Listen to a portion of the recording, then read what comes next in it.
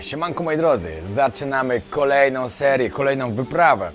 Właśnie za parę godzin ruszam na lotnisko, lecę najpierw do Doha, później mam najdłuższy lot w swoim życiu. 15 godzin między Doha a Brazylią, dokładnie São Paulo. Następnie lecę do Buenos Aires, tam zostanę jeden dzień, stąd ten odcinek właśnie będzie, a później do Mendozy i zaczynam wyprawę na Aconcagua, czyli najwyższy szczyt Ameryki Południowej, jeden z korony Ziemi i najwyższy szczyt na świecie poza Azją. No bo jak wiemy, najwyższe szczyty są właśnie w Azji. Dobra, chodźcie teraz pokażę Wam, co zabieram na wyprawę.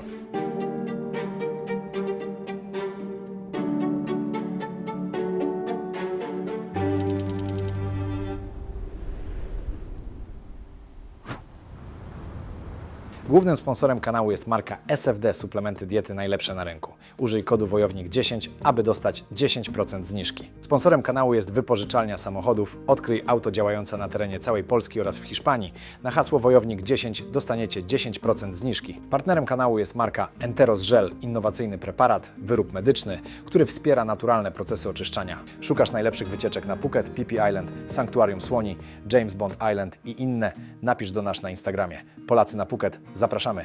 Najlepsza agencja nieruchomości na Phuket w Tajlandii. Twins Real Estate Phuket. Pomożemy Ci zmienić życie na lepsze lub dobrze zainwestować pieniądz w nieruchomości z rocznym zwrotem na poziomie od 10 do 12% z inwestycji. Jak wiecie, na taką wyprawę trzeba naprawdę bardzo dobrze się przygotować. Temperatury przy ataku szczytowym mogą sięgać od minus 30 do minus 40 stopni, także będzie naprawdę bardzo, bardzo zimno. Muszę mieć specjalistyczne buty, których ludzie używają przy wejściu na Mount Everest i nie tylko. Kombinezon, śpiwór, wszystko musi być bardzo wytrzymałe na bardzo duże temperatury. Muszę mieć żele energetyczne, muszę mieć jedzenie, które już przy ataku szczytowym ostatnie 5 dni będziemy jeść po prostu takie coś. Będziemy topić śnieg. Tutaj mam kuchenkę, na miejscu jeszcze muszę kupić gaz. Będziemy topić śnieg na wodę i jeść takie coś. Tak to mniej więcej wygląda. Co jest z takich rzeczy, które naprawdę trzeba wziąć w podróż? No to oczywiście papier toaletowy, różnie może być. Biorę do tego oczywiście też suplementy różne. Biorę cały sprzęt, wezmę drona. Wiem, że muszę mieć zezwolenie na drona, ale może jakoś się uda, że uda mi się gdzieś tam wylecieć. Oczywiście powerbanki i, co jest jeszcze bardzo ważne, solar. Muszę mieć jak je ładować. A wiadomo, dla mnie to jest bardzo ważne, żeby mój sprzęt elektroniczny cały czas działał. No dlatego, żebym mógł nagrywać cały czas. Paszport nie zapomnieć, do Argentyny akurat nie potrzebujemy załatwić wcześniej wizy, dostaje się ją na lotnisko na 90 dni. I przede wszystkim, jak lecicie, musicie pamiętać o karcie eSIM. Ja biorę Airlo. Dlaczego Airlo? I dlaczego karta eSIM, skoro mógłbym sobie na lotnisku kupić normalnie kartę SIM? Przede wszystkim dlatego, żeby nie tracić czasu w kolejkach, bo nieraz spędzało się bardzo długo, zanim kupiłem kartę SIM. A tak to rejestruję ją przed wylotem, na miejscu już działa. Dodatkowo, czasem były lotniska, na których po prostu nie było możliwości zakupu karty SIM i wtedy nie miałem kontaktu z rodziną, z nikim, nie mogłem sobie zamówić taksówki na przykład, skontaktować się z kimś. To też było bardzo dużym utrudnieniem. Kolejną zaletą Airlo jest to, że działa w 200 krajach i regionach świata, czyli po prostu praktycznie wszędzie. Możecie sobie kupić kartę SIM na wybrany kraj lub na wybrany kontynent lub po prostu globalną na cały świat. To jest niesamowite ułatwienie Waszego podróżowania. Dodatkowo mam dla Was coś jeszcze ekstra. Używając kodu po drodze wojownika 3, podróże wojownika 3, ale bez polskich znaków, otrzymacie $3 zniżki na swoją pierwszą eSIM od Airlo. Co jest naprawdę świetną okazją. Skorzystaj z kodu na dole i zakup. Powiem Wam tak, ja naprawdę latam cały czas po świecie i wiem, jak ważny jest internet, żeby go mieć cały czas. A było nieraz tak, ląduję, na lotnisku nie ma internetu. Ląduję, na lotnisku nie można kupić karty. A macie SIM i wszystko działa.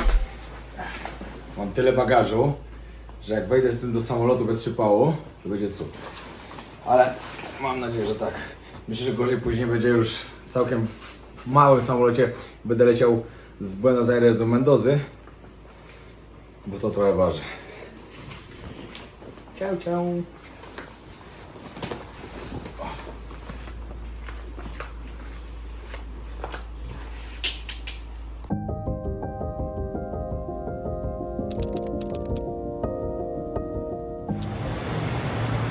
Jezu, no jakie to jest ciężkie. Ja nie wiem ile tam mam kilo, ale na pewno mam za dużo. Jestem już na lotnisku, mam... Ile czasu? Godzinę 40 do odlotu.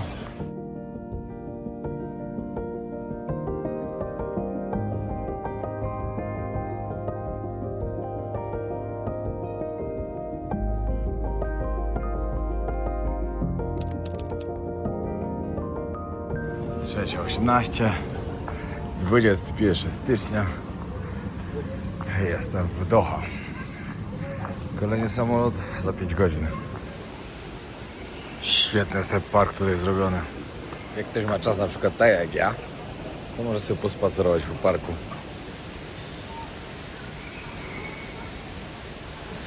No a tutaj widać, że hotel. Hotel w parku. Śniadanko w lunchu. Ale spoko. São Paulo, następny stop. 15 godzin drogi przede mną.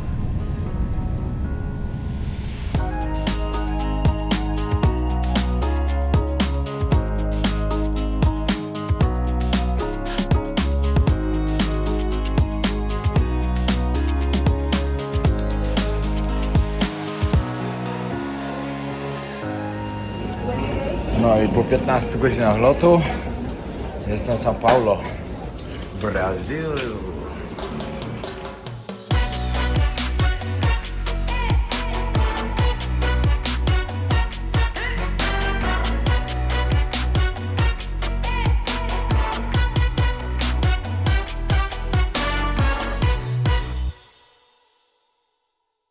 W Brazylii teraz z chęcią został.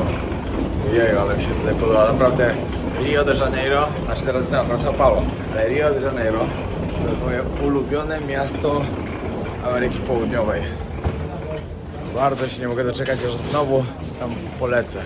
No i będzie krótka przerwa i później kolejny lot 3 godziny.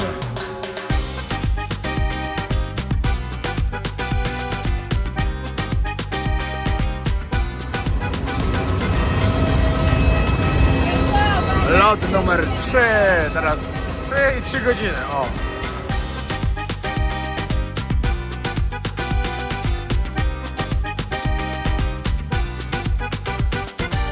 No i buenos dias, señor Killer, jestem w Buenos Aires.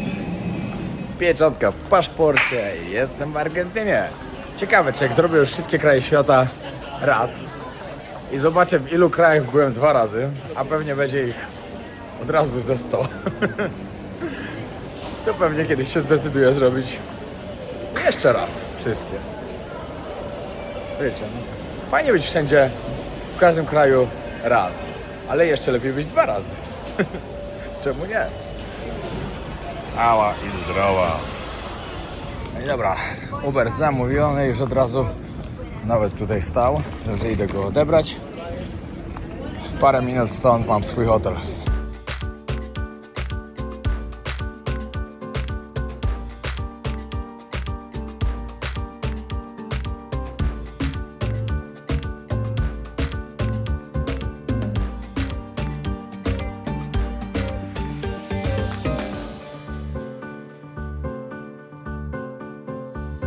Jestem na dzielnicy Palermo, także szybki shower i idę sobie pochodzić gdzieś, bo jestem w fajnym miejscu naprawdę. Pokażę wam jaki pokój. W ogóle nie spodziewałem się, myślałem, że normalny pokój mam. A oni mi chyba sami jakiś update zrobili. Może nie mieli wolnego albo coś. Że to normalnie apartament, a nie pokój. Powiem wam jak jest w Argentynie, bo może dużo osób o tym nie wiedzieć. Ale tutaj pieniądz jest mało warty. Ale przede wszystkim tak, powiem wam dlaczego. Jak idziecie do banku i chcecie wymienić dolary, to dostaniecie za nie bardzo mało pieniędzy. I może wam się wtedy Argentyna wydawać droga. Jeśli pójdziecie na czarnym rynku wymienić, na tak zwany blue dollar, dostaniecie już dobrze, dużo więcej niż w banku. Ale jak pójdziecie do Western Union, to dostaniecie w ogóle najwięcej. Także ja mam przy sobie dolary, bo wziąłem oczywiście, ale w górach większość będę płacił po prostu w dolarach, no bo tam tak się płaci, jak coś będzie trzeba. Ale tutaj jutro rano muszę sobie zrobić teraz przelew do Western Union, żeby jutro rano iść odebrać pieniądze, żeby mieć na pysznego steka. I wiadomo, jakieś śniadanie. Mamy trochę czas, dopiero o 17 mam być na lotnisku, także perfekto. Dobra, jest 23:12. Idę na miasto popatrzeć, co się dzieje gdzieś. Spać mi się nie chce w ogóle. Właśnie sobie teraz policzyłem i odkąd wyszedłem wczoraj z domu do teraz, jak przyjechałem do hotelu, minęło 35 godzin. Ładnie. A to jeszcze nie wszystko. To jeszcze nie jestem na miejscu. Ale fajnie. Powiem wam, że dobrze wyszło, że akurat jestem jeszcze tutaj, bo lubię Buenos Aires.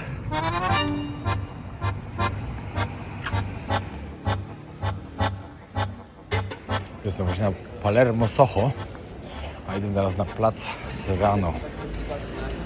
Najbardziej popularny tutaj. Ja pamiętam, że Palermo właśnie mega żyje i w dzień, i wieczorami zawsze coś się działo. Teraz to wiadomo, jeszcze nie patrzcie na to teraz, bo dopiero tam dochodzę. Jeszcze mam tam 3 uliczki.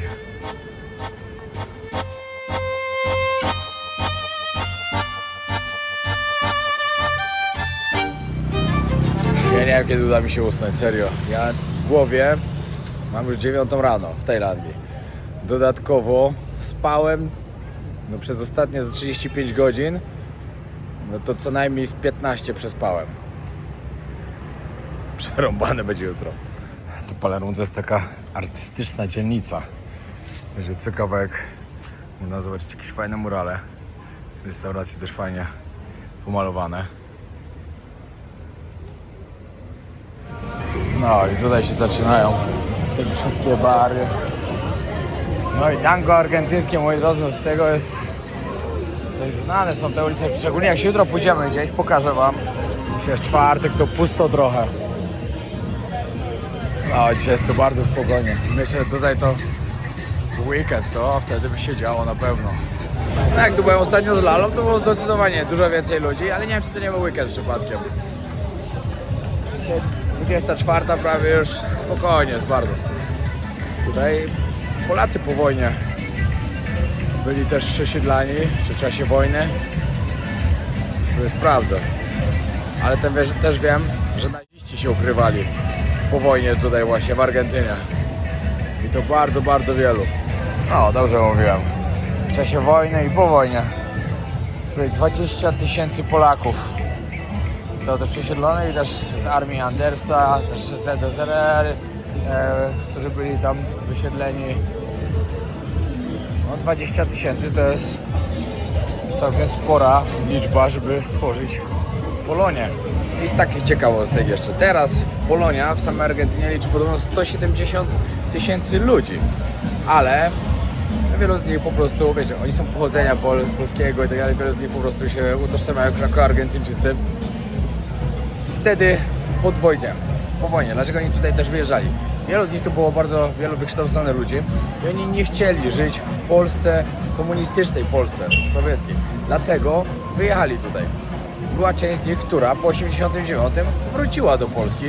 Wiadomo, jak upadł komunizm, ale wielu zostało. Tak samo tutaj w Argentynie to jedno, ale też na przykład pojedziecie do Brazylii. W Brazylii jest też bardzo wielu Polaków. W Brazylii jest nawet polska wioska. Zaraz sprawdzę, jak się nazywa, bo wypadło mi z głowy. Tam akurat nie byłem podczas mojego pobytu w Brazylii, ale będę musiał kiedyś się przejechać, zobaczyć to. Byłem w paru polskich wioskach na świecie, na przykład w Turcji jest polska wioska, ostatnio w Rosji byłem na Syberii w polskiej wiosce i gdzieś tam jeszcze, ale w Brazylii też na pewno będę musiał kiedyś odwiedzić.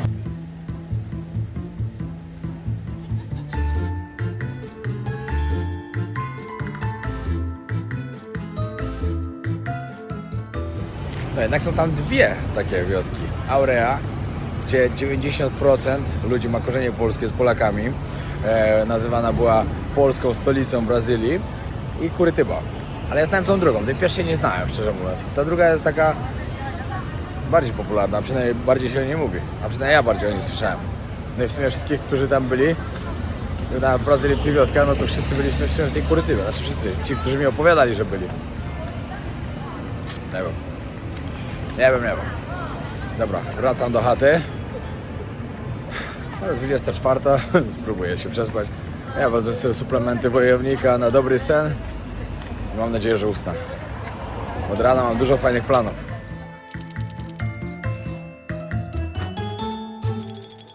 Szósta rano, już bardziej nie dam rady spać. Już więcej po prostu nie da. Co godzinę się budziłem. Praktycznie chyba od drugiej, czy od trzeciej, bo przyszło w pół do drugiej, to przyszedłem spać. No ale nic, no. Pierwsze nie będzie trzeba się przemęczyć trochę. 6:30, ja sobie zwiedzam dzielnie. Kto by siedział w hotelu, jak macie tu tylko parę godzin, co nie? Stracony czas. Tak to się kawki napiję, pochodzę sobie. Nie będzie źle.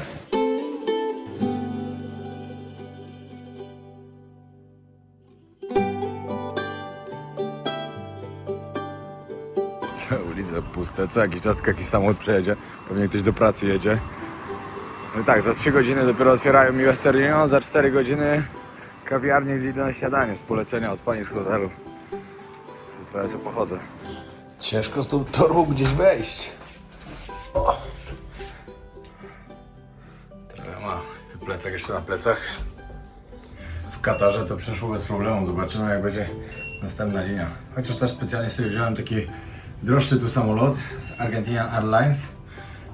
Ze względu na to, że czytałem opinie o tych najtańszych, że tam bym miał duże problemy. I że w ogóle one mają często opóźnienia i tak dalej, a ja nie mogę się spóźnić, bo i tak przylatuję dzisiaj na ostatnią chwilę. Właśnie byłem odebrać hajs z Western Union. Wysłałem sobie wczoraj. Bardzo proste. Zakładacie sobie tam konto, wysyłacie ze swojego konta, że tutaj sobie odbierzecie i tyle. I na tym naprawdę bardzo dużo oszczędzicie. Jak znajdę gdzieś jakiś kantor, to pójdę się zapytać. Tutaj za 500 zł stałem 210 tysięcy. 210 tysięcy, ale czego? Peso? Tak, dokładnie, argentyńskie peso. Teraz idę do miejscówki, którą mi poleciła pani w hotelu. Najlepsze śniadania podobno na całej tej dzielnicy. Ważna rzecz, jak jedziecie do Argentyny, bo ja o tym zapomniałem. Przełączka z takimi 3 bolcami. Tylko nie angielskie, to jest taka inna jeszcze. Musiałem właśnie kupić teraz. Dostałem polecajkę na Piccolina Cafe. No i powiem wam, że jak słodyczy nie jem, to przed wyprawą sobie zjem. Co mi tam? Jakaś kawka, dobre ciastko. A świeże tu robią wszystko. Może jakiegoś bajgla. No i takie piękne śniadanko dostałem. Tutaj bagel z pastrami.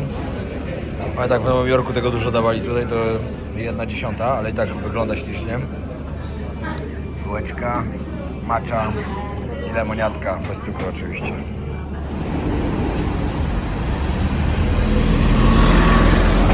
Tutaj transport publiczny Buenos Aires, po prostu mistrz. Autobusy to tu jeżdżą jeden za drugim cały czas. Już pamiętam to właśnie z ostatniego razu, to bardzo sobie chwaliliśmy. Że jak tylko ten autobus ucieka, właśnie mi uciekł, jak stałem na pasach, to chwila, moment i podjeżdża kolejny.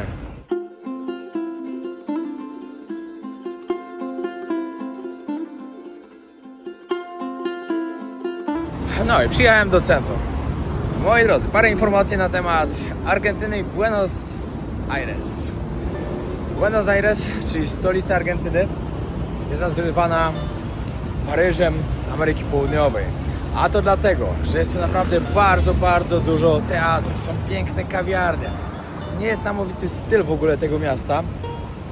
I oczywiście jest też dużo sztuki. Sama Argentyna jest 8. największym krajem na świecie i 2. największym w Ameryce Południowej. Oczywiście 2. po Brazylii, to Brazylia jest największa. 46 milionów ludzi żyje w tym kraju. Mówi się tutaj po hiszpańsku, ponieważ była to oczywiście kiedyś kolonia hiszpańska. Zresztą we wszystkich krajach Ameryki Południowej mówi się po hiszpańsku, oprócz Brazylii, tam mówi się po portugalsku. I tak, moi drodzy, jak ja gdzieś powiem, że jestem z Polski, to pierwsze co słyszę, Lewandowski. Jakbyście powiedzieli, że jesteście z Argentyny, to co usłyszycie? Maradona albo Messi.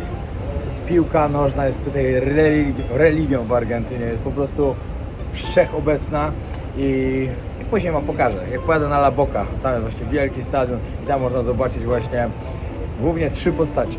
Maradonę, papieża i Messiego. Ale to później.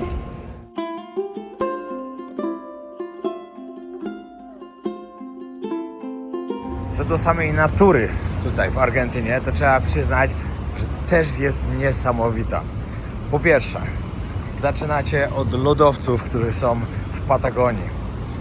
Tam też pingwiny możecie zobaczyć. Później gdzieś dalej macie Andy z Aconcaguą, czyli z najwyższym szczytem Ameryki Południowej, na który będę wchodził. Jutro startujemy. Lecicie dalej. Macie wodospady Iguazu, które sąsiadują właśnie z Brazylią. Akurat byłem na Iguazu po brazylijskiej stronie.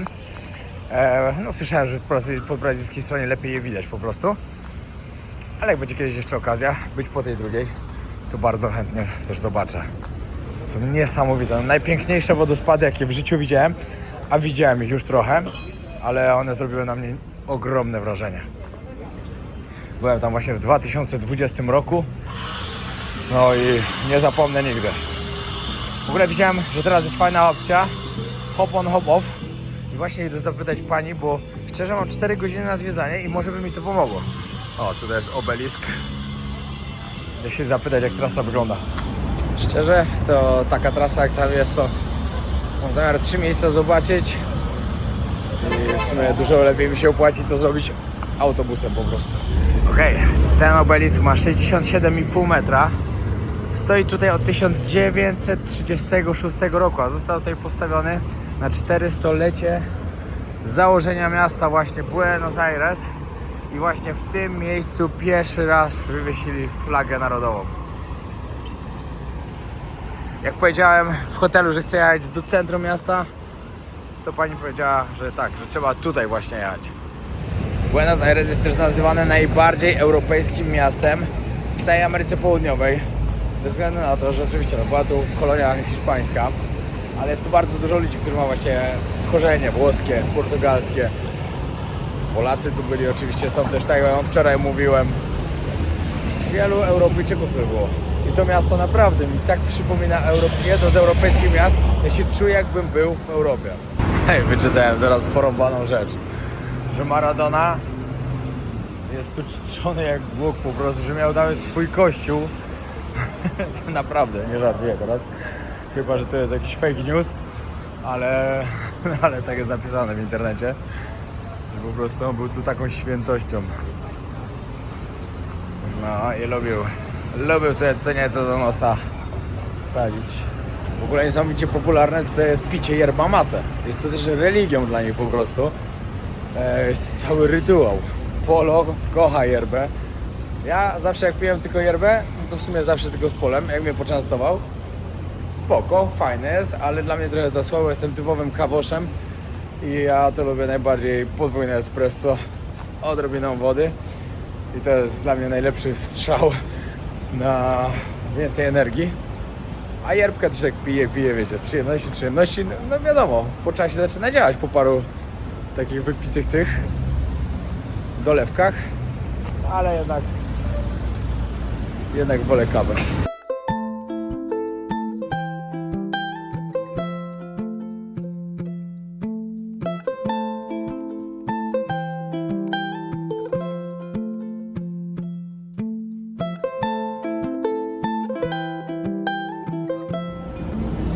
Taka wielka flaga jest, ale akurat nie ma wiatru, niestety.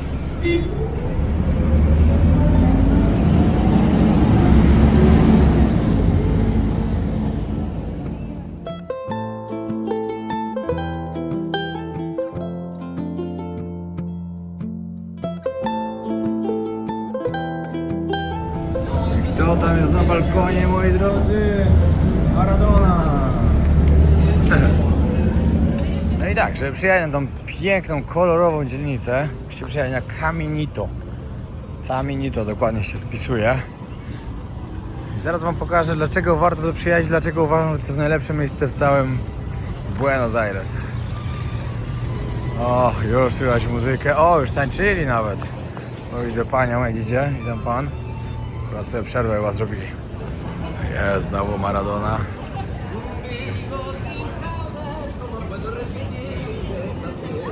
A tam Messi.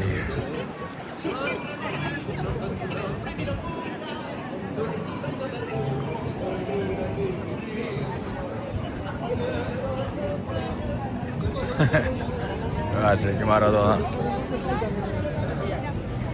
Ale ludzi dzisiaj tutaj jest. La Boca. Zaraz o La Boca wam coś opowiem.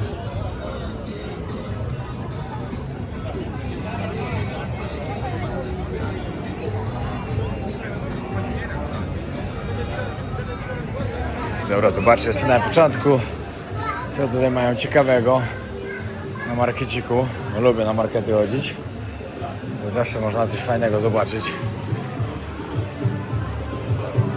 O, całe zestawy yerba mate.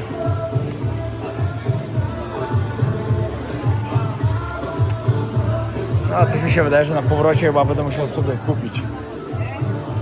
A na pamiątkę będzie. W sumie czemu nie mieć w domu. Jak na przykład przyjedźmy odwiedzić Polo, żeby go poczęstować yerbką. Ale się już nie mogę doczekać takiego steka pysznego. Dodatkowo taniego, bo tutaj są tanie te steki, jeśli dobrze wymienicie pieniądze. Jeśli byście chcieli normalnie zapłacić za niego kartą, przelicznik w banku was skasuje bardzo dużo. I my popełniliśmy pierwsze te 2 dni, jak ostatnio byliśmy, nie wiedzieliśmy o tym w ogóle, że tu się tak wymienia te pieniądze. Czekajcie. Dopiero później, jak wymieniliśmy, to zobaczyliśmy, jak tanio jest w Argentynie. To mi się podoba w tej dzielnicy, że ona jest taka kolorowa i piękna.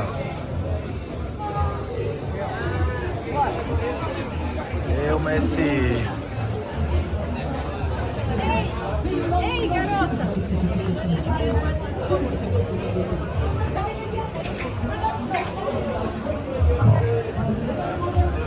O, tu pamiętam też się wchodziło, ale tu jest strasznie dużo ludzi teraz.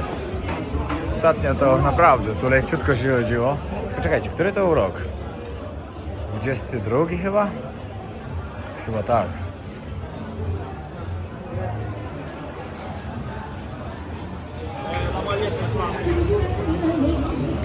No i trzecia osobowość, o której wam powiedziałem, że będzie dużo tutaj. Papież. Szybka piątka z papieżem. Można i dalej.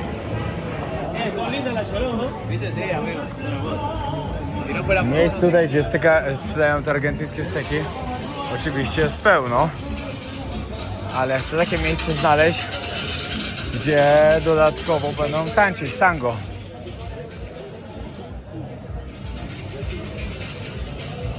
O, było słychać właśnie, pan wymieniał dolary, to się nazywa Blue Dollar. Jest dużo lepiej niż w banku wymiana, dużo lepsza. O, i ten sklep pamiętam, ostatnio jak byliśmy. Papież, Maradona, Messi. Tutaj też Maradona, Messi i papież. O, ostatnim razem przypomniałem sobie, tutaj byliśmy z Lalą właśnie na steku. Dokładnie tutaj. O, sorry. O, patrzcie, jaki piękny kawały mięsa.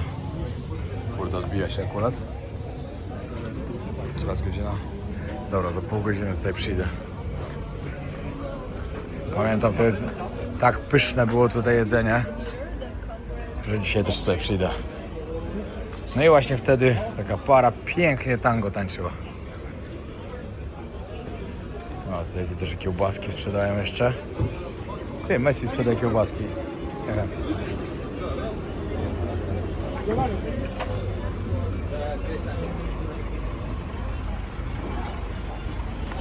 Z czym jeszcze, w sumie z czym najbardziej kojarzy się ta dzielnica, nie jeszcze, tylko najbardziej powinienem powiedzieć, czyli ze stadionem La Bombonera, czyli miejscem, gdzie grają Boca Juniors. Najbardziej znana drużyna tutaj, najbardziej, podobno atmosfera na meczach jest tak niesamowita, że mam nadzieję, że kiedyś będę mógł tego doświadczyć i przyjść tutaj na taki mecz. Ja fanem piłki nożnej jakiś nie jestem, nie ma co ukrywać. Średnio mnie to interesuje, to nawet bardzo średnio, ale na taki mecz tutaj to bym się bardzo chętnie przeszedł.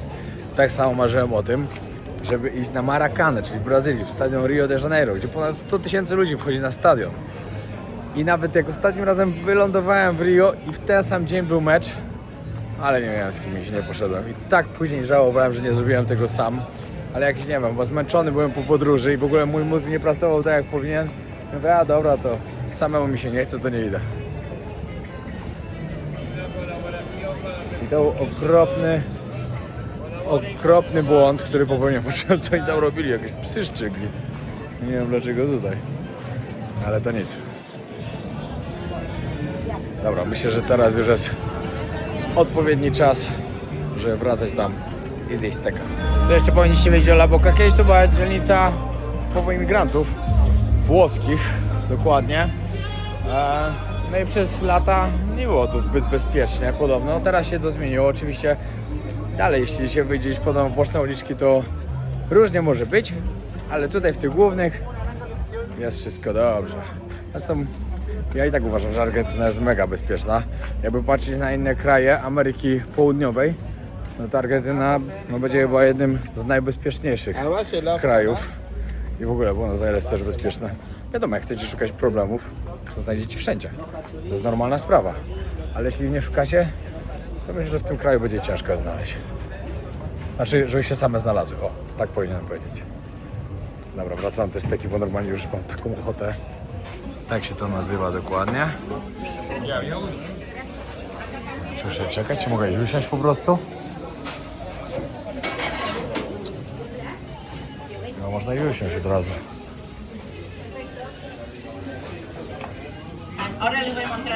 Ale mięcho. Właśnie nie mogę doczekać. Hola, for one? One? Yes, please.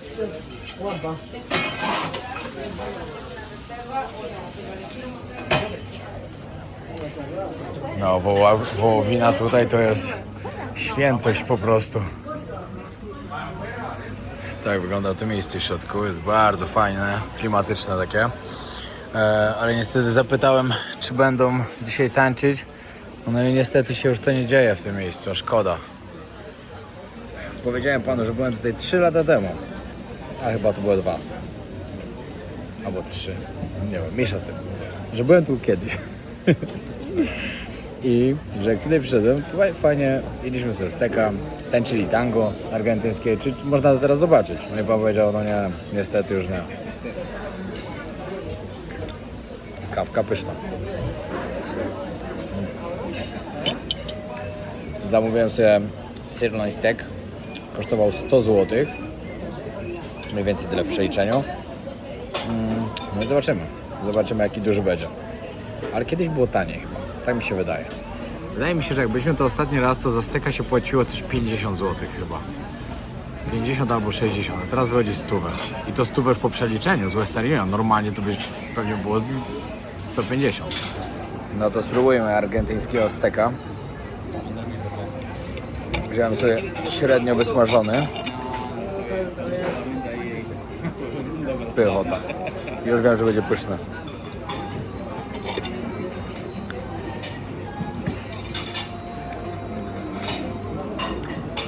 Chimichurri. Petarda, naprawdę petarda. Zrobiony idealnie. Stare maszyny do szycia, palnik, maszynka do mięsa. Taka maszynka do mięsa to by nam się przydała. Szczerze powiedziawszy. Ale to jest hit. Kto z was w chacie miał taki druszlak? No założę się, że pewnie wszyscy. My takie mieliśmy, tylko czerwony. Z tego co pamiętam.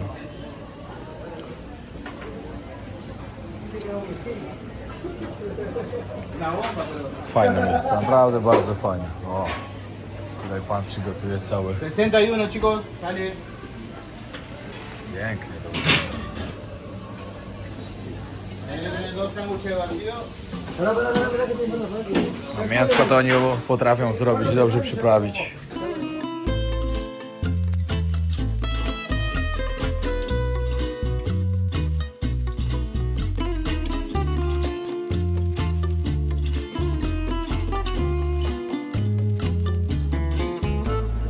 Dobra, fajnie było, ale czas się zbierać dalej. Miałem iść pod stadion jeszcze teraz, Boca Juniors, ale pierwsza sprawa, nawet bym tam nie wszedł do środka, a druga sprawa, mam tam 20 minut w jedną stronę z buta, także niestety patrząc na czas, no thank you, muszę odpuścić. O, oni tańczą normalnie. No, gracias. Foto.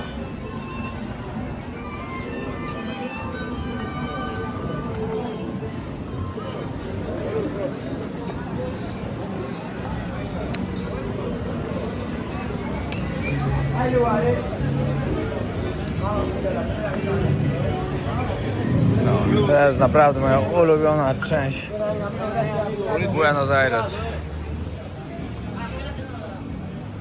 Świetnie tu jest. O, tu jest jeszcze fajne miejsce, boisko. Byłem tu też ostatnio. O, w ogóle jest, o tutaj, kurde, super, że przez przypadek tutaj przyszedłem. Zapomniałem całkowicie o tej uliczce.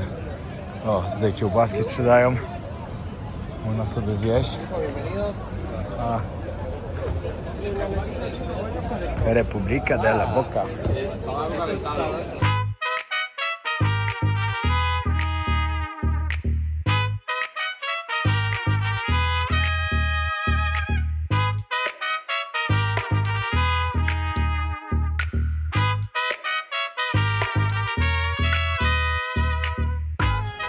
Tutaj już widać go przede mną, tam widać barwy żółto-niebieskie.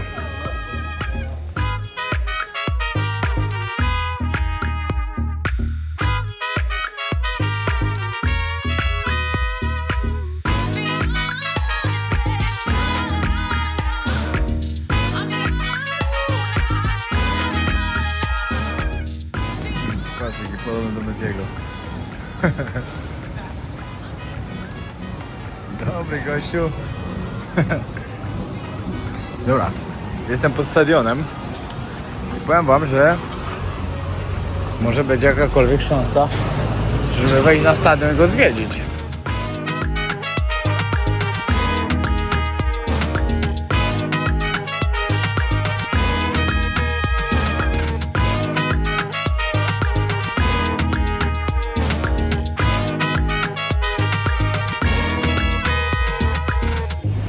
Ale klimacik. Dobrze, że tak stwierdziłem, że sobie pochodzę jeszcze po dzielnicy. Bo ja pamiętałem, że to było niedaleko. Byłem przekonany, że to jest niedaleko, ale coś mi się pokazało. Ty, ale ten gościu z boku naprawdę wygląda jak Messi. Wiadomo, że to nie on, ale jest podobny. Dobrze sobie to wymyślił. Patent na biznes. Szukam cały czas wejścia, czy mogę gdzieś tutaj wejść na stadion, bo bardzo bym chciał zobaczyć, jak w środku wygląda.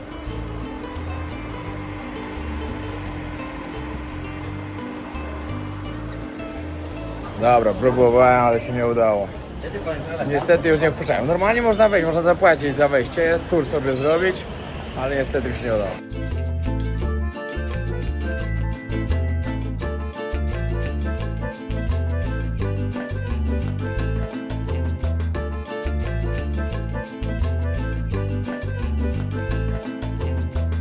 Ja już na lotnisku. Trzymajcie kciuki, żeby przeszły moje bagaże, żeby się nie doczepili o kilogramy. No nie chciałbym dopłacać. Dobra, jednak się nie udało. Messi! Widziałem go dzisiaj, prawie podobny był. Okazało się, że na lotach krajowych, mimo że mam wykupione lepsze miejsce, to nic to nie daje. Sorry. Nic to nie daje. Można iść tylko 15 kg, na międzynarodowych 23. Paliłem frana oczywiście jak się tylko da, że byłem przekonany, że 23 mam. No ale wiadomo, niewiele mi to dało. I... Ty, ale to miało być tu. I muszę iść dopłacić, ale pan powiedział, że jakieś może $20, zaraz się okaże. I tak dobrze, że pomyślałem, 5 kg przełożyłem sobie jeszcze do podręcznego mojego, bo tak to bym miał 10 kg za dużo. Nie ja jedyny, dużo osób dopłaca. Co to w ogóle za bezsens? 15 kg może wziąć tylko bagaż. 50 zł tylko zapłaciłem. Także luz. Kurde, nie w tą stronę. Takie dopłaty były wszędzie, to było pięknie. A nieraz to za każdy kilogram ze 100 naliczają. Wariaci. Kolejny stop. Mendoza.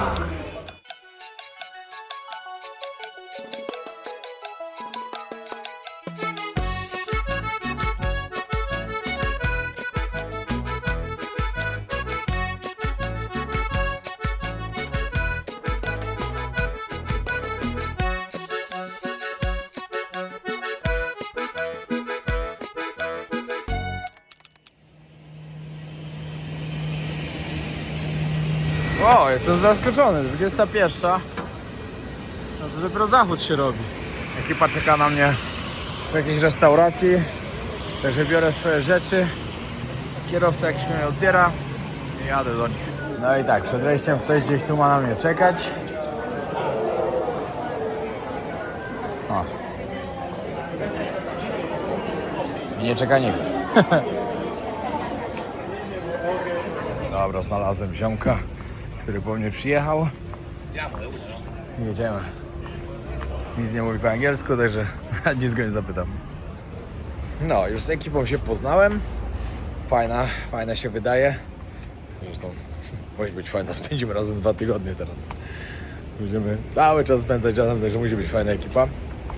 Ale wiecie, ja też jestem normalny, kontaktowy, także na pewno się dogadamy.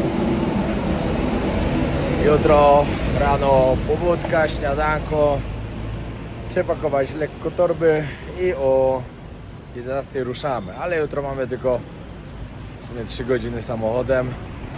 Dojeżdżamy na 2700 i zostajemy na noc. Wiecie, tutaj trzeba robić naprawdę bardzo dobrą aklimatyzację.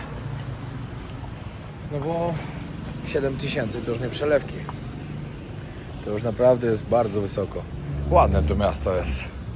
Jak jechałem taksówką, jeszcze było jasno, to naprawdę bardzo ładnie. Teraz też tak chodzę tutaj tymi uliczkami. Też fajnie. Czyściutko. O, pójdę do parku zobaczyć.